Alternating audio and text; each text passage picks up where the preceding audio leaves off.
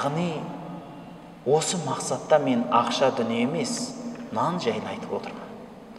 Бүкіл дүние тапқан ақшаңыз қарныңызды тойдыруға бірінші орында мақсат болады. Бір. Екінші нәрсе, бауырлар. Ол екінші нәрсе адамның нәпсісі. Еркек болса әйел іздейді. Әйел болса еркек іздейді. Осы нәпсі ол. Алла Құдай берді бұны.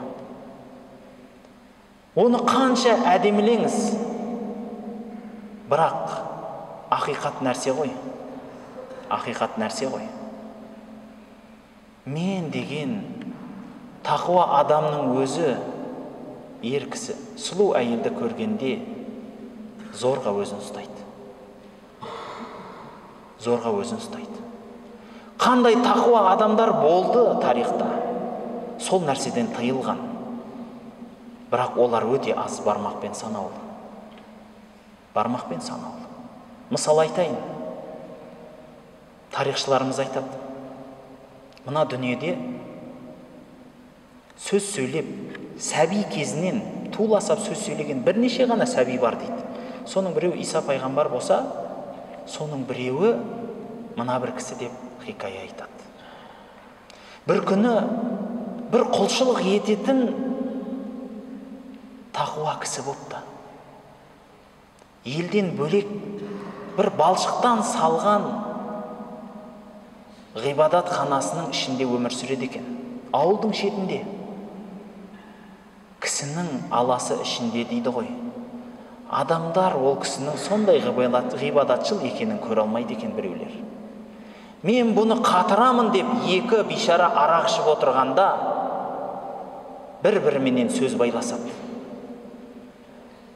Сөйтіп өздерінің жүріп жүрген бір жезөкшесін шақырып алып, оған ақша береді. Мына ауылдың шетінде пәленше деген құдайшыл бір адам тұр. Соған барып, егер соныменен жақындассаң, тағы да осынша ақша берем дейді. Болды. Оңай тірлік. Күніге жасап жүрген жұмыс қой, ерлерді аздыру. Соменен әлгі адамның ғибадатханасына барса, намазда отыр екен. Жанына келіп өлең айтады, би билейді, қолынан ұстайды, тізесіне жатады. Барлық айласын істейді. Бірақ әлгі адам жалғыз өзі отырғандай құлшылығынан үзілмейді. Таңғалады. Анау адамның барын да, жоғын да сезбейді.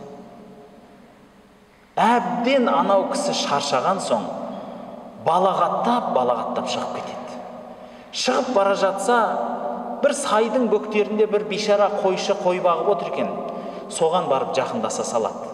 Сөйтіп келеді да айтады: міне, мен сол тақуа адамменен жақындасып келе жатырмын дейді.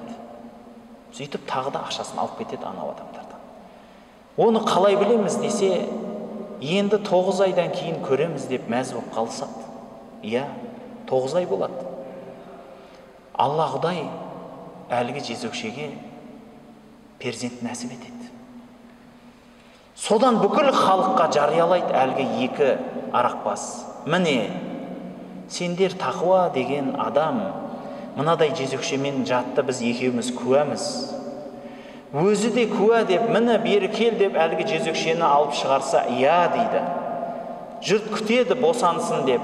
Босанғаннан кейін баласын ұстаған күйі жұрттың барлығы ашуланып барып әлгі кісінің ғибадатханасын талқанын шығарып, ішінен бишараны сүйреп, тепкілеп, ұрып, үлкен алаңға алып кеп дарғаспақшы болады.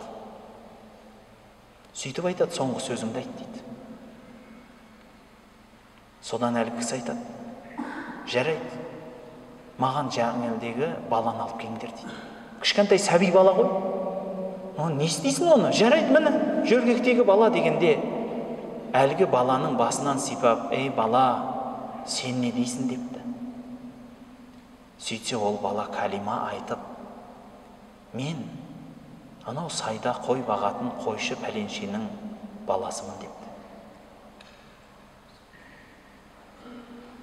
Халық тәубе қылып кешірім сұрап, ғибадат қанасын одан да әсем қылып тұрғызып, сол кісіні екінші ғибадат қанасына бұзақыларды бармасын деп алдына қарауыл қойып қойыпты дейді. Бауырлар, бұндай адам аз, жоқ десе де болады. Жоқ бұндай адам. Екі адамның мысалын келтіре отыра, бауырлар, бір екі ақиқатты білдік. Біріншісі тамақ, екіншісі нәпсі.